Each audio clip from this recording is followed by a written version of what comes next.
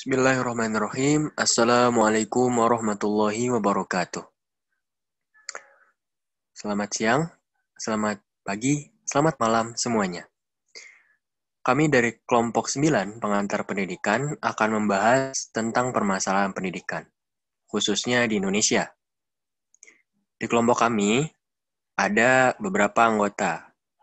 Di antaranya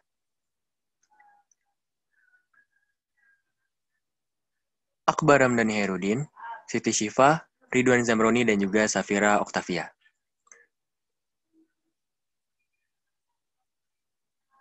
Untuk pendahuluan akan disampaikan oleh Akbar Ramdhani. Baik, terima kasih kepada Saudara Ridwan selaku moderator pada pembahasan pengantar pendidikan pada minggu ini. Nah, yang pertama di sini disinggung materi pendahuluan. Pendahuluan ini adalah esensi dan urgensi pendidikan sebagai pilar pembangunan sebuah bangsa. Tidak pernah diperdebatkan lagi secara diametral, yaitu pemisah antara pihak yang pro dan pihak yang kontra.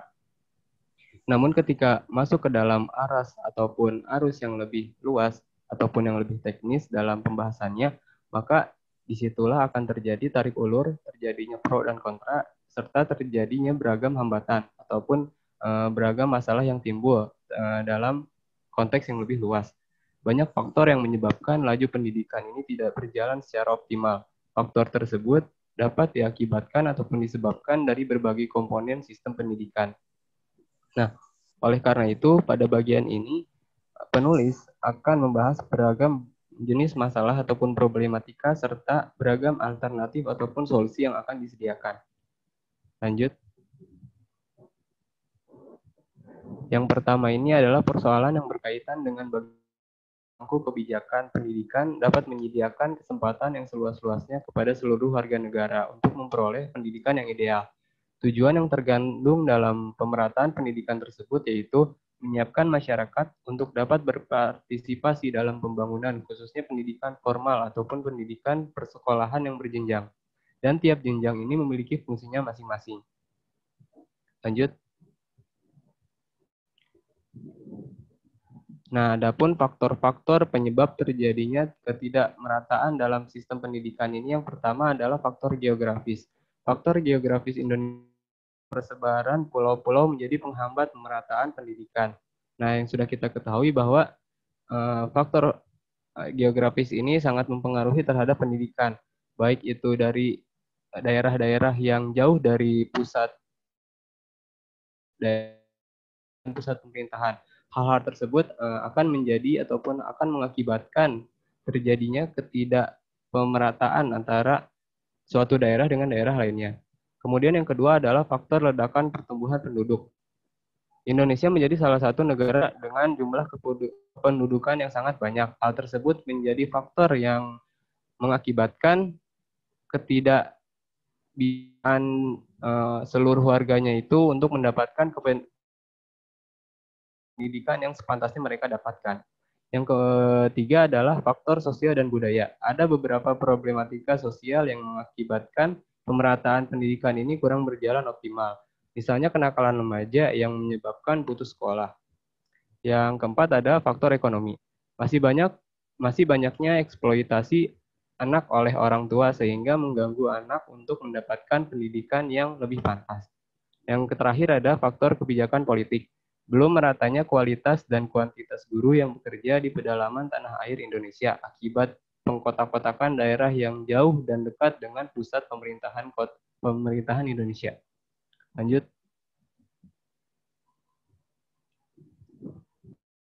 Selanjutnya ada upaya untuk menyelesaikan permasalahan-permasalahan dalam ranah pendidikan Indonesia. Yang pertama ini adalah pemberian program Indonesia Pintar. Seperti yang dikutip dari laman Indonesia Pintar Kemendikbud.go.id ini, program Indonesia Pintar ataupun program Kartu Indonesia Pintar ataupun KIP adalah pemberian bantuan tunai pendidikan kepada anak usia sekolah dari umur 6 sampai 21 tahun yang berasal dari keluarga miskin, rentan miskin, pemilik kartu keluarga sejahtera ataupun KKS, peserta program keluarga harapan ataupun PKH, yatim piatu, disabilitas, korban bencana alam ataupun musibah. Yang kedua adalah program afirmasi pemenuhan kebutuhan guru di daerah 3T. Daerah 3T ini adalah daerah terluar, terdepan, serta tertinggal. Nah, program afirmasi ini mengatasi kebutuhan guru di daerah tertinggal, terdepan, dan terluar di Indonesia. Kemudian yang ketiga adalah program pemberian beasiswa, memberikan kesempatan kepada seluruh anak bangsa untuk memperoleh pendidikan yang selayak-layaknya dan setinggi-tingginya guna meraih impian dalam konteks pendidikan yang berjenjang. Masalah efektivitas berkaitan dengan tingkat keberhasilan sistem ataupun satuan sistem pendidikan dalam melaksanakan proses pendidikan.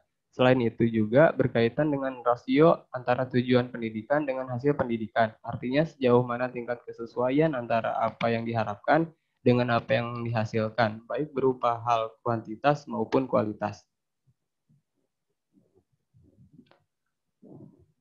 Selanjutnya akan dijelaskan oleh pemateri yang kedua. Di sini ada karakteristik mutu pendidikan. Karakteristik ini perlu dimiliki oleh sistem pendidikan supaya sistem pendidikan itu bisa dikategorikan sebagai bermutu. Di sini ada 13 karakteristik menurut Hussein Usman. Yang pertama ada kinerja, yaitu berkaitan dengan aspek fungsional pendidik dan tenaga kependidikan. Contohnya kinerja guru pada proses kegiatan belajar mengajar, baik dari segi persiapan, pelaksanaan, evaluasi, sampai pengembangan. Kedua, waktu wajar, yakni sesuai dengan waktu yang wajar, meliputi memulai dan mengakhiri pelajaran tepat waktu, efektif, dan efisien. Tiga, handal, yakni usia pelayanan bertahan lama meliputi pelayanan prima. Pelayanan prima yang dimaksud ini kebutuhan dasar para peserta didik yang diberikan sekolah bertahan lama dari tahun ke tahun. Yang keempat, daya tahan, yakni sekolah tetap mempertahankan kualitas pelayanan meski ditimpa krisis finansial. Yang kelima, indah, yakni penataan eksterior dan interior sekolah agar menarik. Misalnya, para guru inisiatif membuat media pembelajaran yang menarik, sehingga secara visualisasi itu sekolah tampak indah. Terus yang keenam, hubungan manusiawi, yakni menjunjung nilai profesionalisme dan moral. Contohnya, sebagai warga sekolah, kita harusnya saling menghargai dan menghormati. Terus yang ketujuh, mudahnya penggunaan sarana dan prasarana sekolah. Lanjut. Yang ke-8, bentuk khusus, yaitu keunggulan tertentu. Di sini sekolah itu diminta untuk unggul dalam bidang tertentu. Jadi misalnya ada sekolah yang unggul di bidang teknologi, ada yang unggul di bidang sains.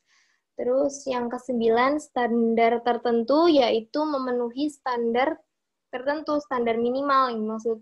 Terus yang ke-10 ada seragam, yakni tanpa variasi dan tidak tercampur. Jadi dalam hal berpakaian, sekolah itu punya peraturan sendiri dan tidak pandang bulu. Yang ke-11 ada konsistensi, yakni konstan dan stabil. Jadi mutu sekolah itu tidak menurun.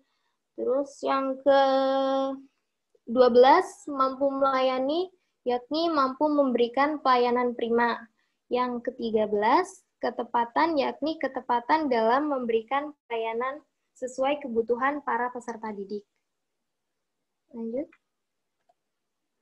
Di sini ada faktor penyebab perkembangan masalah efektivitas dan mutu pendidikan. Yang pertama, ada misorientasi tujuan pendidikan yang cenderung materialisme.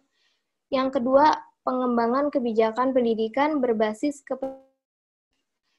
Yang ketiga, kualifikasi dan kompetensi tenaga pendidik kurang bisa mengikuti perkembangan iptek.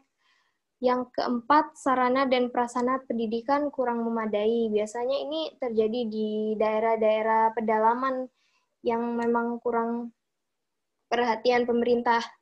Terus selanjutnya ada upaya pemecahan masalah. Yang pertama, memperkuat pemahaman tentang filsafat pendidikan Pancasila dan pemikiran Ki Hajar Dewantara. Yang kedua, sistem pendidikan harus adaptif dan inovatif terhadap perkembangan zaman. Jadi sekarang kan zamannya teknologi. Jadi sistem pendidikan itu diharapkan bisa menyesuaikan dengan perkembangan teknologi. Yang ketiga, memberikan kesempatan kepada para guru untuk mengembangkan potensinya. Yang keempat, materi pembelajaran siswa dipilih hal yang esensial dan strategis. Yang kelima, pengembangan kreativitas siswa. Dan yang terakhir, pembenahan dalam hal penilaian hasil belajar siswa sehari-hari di kelas. Baik, selanjutnya akan dijelaskan oleh saya mengenai masalah efisiensi pendidikan. Efisiensi artinya dengan menggunakan tenaga dan biaya sekecil-kecilnya dapat diperoleh hasil yang sebesar-besarnya. Sedangkan dalam hal pendidikan, efisiensi dilihat dari bagaimana suatu sistem pendidikan menggunakan sumber daya yang ada untuk tujuan pendidikan. Selain itu, efisiensi pendidikan juga adalah yang mampu menyeimbangkan sumber-sumber yang dibutuhkan dan yang ada untuk mengurangi hambatan menuju tujuan pendidikan. Selanjutnya, contoh masalah efisiensi pendidikan di Indonesia. Salah satu masalah yang akhir-akhir ini dipertanyakan efisiensinya adalah subsidi kuota belajar dari rumah yang sebesar 7,2 triliun per bulan untuk kurang lebih 27,3 juta pendidik dan siswa, dilansir dari Jakarta Republika. Kebijakan ini dinilai kurang efisien untuk menghasilkan belajar yang nyaman bagi siswa dan menenangkan bagi orang tua. Alasannya, karena terkadang platform yang bisa diakses oleh kuota internet tersebut jarang, bahkan tidak pernah digunakan dalam proses pembelajaran. Belum lagi kualitas sinyal yang berbeda di beberapa daerah. Lalu ada juga siswa yang tidak memiliki fasilitas penunjang seperti ponsel, genggam. Pada akhirnya, kuota tidak terpakai. Siswa minim pemahaman dan orang tua harus siap membelikan kuota cadangan. Nah, faktor penyebabnya adalah yang pertama, program yang baik tapi operasional dan pengawasan serta evaluasi masih belum maksimal. Lalu, masa depan guru honorer yang masih belum jelas. Masalah penempatan studi yang tidak sesuai kebutuhan lapangan, penggunaan sarana dan prasarana yang kurang matang dan tidak efisien, perubahan kurikulum, distribusi sarana belajar yang tidak tepat konsep, dan alokasi dana yang tidak membuahkan hasil tapi tetap dipertahankan. Selanjutnya, upaya pemecahan masalahnya adalah dengan perencanaan dana secara matang. Jadi tidak akan ada penggelapan maupun sasaran yang tidak tepat sasaran. Kemudian pengawasan yang berkesinambungan. Jadi apabila kita atau pemerintah sudah menggalakkan sebuah program untuk pendidikan, tidak hanya sekadar menggalakkan saja, tapi juga diikuti dengan pengawasan dan juga evaluasi. Kemudian pergantian kurikulum harus dibarengi sosialisasi yang efektif dan efisien. Karena seperti yang kita tahu, pergantian kurikulum dalam beberapa periode ini banyak sekali yang kurang sosialisasi, sehingga masih ada yang tertinggal dan pada akhirnya tidak menghasilkan hasil yang efektif dan efisien. Lalu pengadaan sarana dan prasarana yang diimbangi kualitas guru dan pelatihan petunjuk pakai. Sehingga dengan petunjuk pakai dan kualitas guru yang bisa menyeimbangkan dengan sarana dan prasarana yang sesuai perkembangan zaman, tidak akan ada lagi sarana maupun prasarana yang tidak terpakai ataupun terbuang begitu saja. Dan yang terakhir adalah orientasi pendidikan pada diferensiasi minat dan bakat. Sehingga dalam UN contohnya, kita dipaksa untuk selalu unggul dalam pelajaran-pelajaran tertentu. Sedangkan pendidikan yang baik adalah pendidikan yang efisien dengan diferensiasi minat dan bakat, yang menyesuaikan dengan perbedaan minat dan bakat yang dimiliki oleh siswa-siswa masing-masing. Selanjutnya akan dijelaskan oleh teman saya.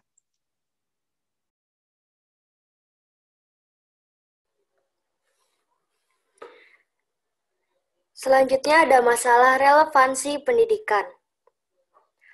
Apa itu relevansi pendidikan?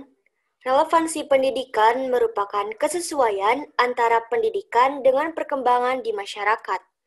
Nah, misalnya, lembaga pendidikan tidak dapat mencetak lulusan yang siap pakai. Tidak adanya kesesuaian antara output atau lulusan pendidikan dengan tuntutan perkembangan ekonomi.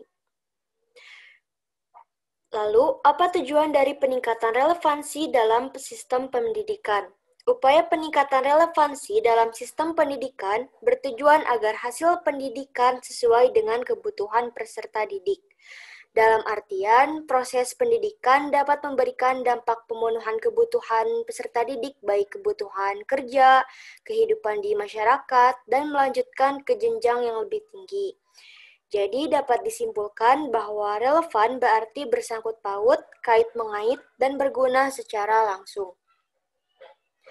Kemudian, relevansi pendidikan ini berkenaan dengan rasio antara tamatan yang dihasilkan satuan pendidikan dengan yang diharapkan satuan pendidikan di atasnya, atau institusi yang membutuhkan tenaga kerja, baik secara kuantitatif maupun secara kualitatif. Namun, masalah yang terjadi saat ini dapat terlihat dari banyaknya lulusan dari satuan pendidikan tertentu yang tidak siap dengan pekerjaannya di masa mendatang. Tentunya masalah ini, relevansi atau kesesuaian dengan pemilikan pengetahuan, keterampilan, dan sikap dari lulusan suatu sekolah dengan kebutuhan masyarakat. Contohnya, ada kasus perusahaan-perusahaan yang masih harus mengeluarkan dana untuk pendidikan atau pelatihan bagi calon karyawannya, karena mereka dinilai belum memiliki keterampilan kerja seperti yang diharapkan.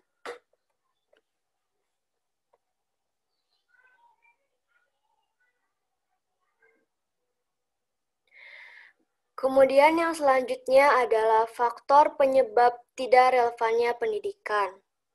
Adanya ketidakserasian antara hasil pendidikan dan kebutuhan di dunia kerja disebabkan oleh kurikulum yang materinya kurang fungsional terhadap keterampilan yang dibutuhkan ketika peserta didik memasuki dunia kerja. Nah, rendahnya mutu relevansi pendidikan ini dipengaruhi oleh beberapa faktor, di antaranya yang pertama, proses pembelajaran yang belum mampu untuk menciptakan proses pembelajaran yang berkualitas, proses pelaksanaan pendidikan yang baik, serta nyaman untuk belajar. Yang kedua, sarana dan prasarana dalam pendidikan. Yang ketiga, anggaran-anggaran yang digunakan untuk menjalankan pendidikan tersebut. Yang keempat, belum didukungnya hasil-hasil pendidikan oleh sistem pengujian dan penilaian yang melembaga dan independen sehingga mutu pendidikan tidak dapat dimonitor secara objektif dan teratur. Yang kelima, sistem yang berlaku pada saat sekarang ini juga tidak mampu membawa guru dan dosen untuk melakukan pembelajaran serta pengelolaan belajar menjadi lebih inovatif. Yang keenam, tenaga pengajar yang kurang handal bila dibandingkan dengan tenaga pengajar negara lain. Yang ketujuh, tenaga kependidikan sebagai figur utama proses pendidikan. Yang kedelapan, masalah pendidikan dan kausalitas manajemen pendidikan serta manajemen kinerja guru.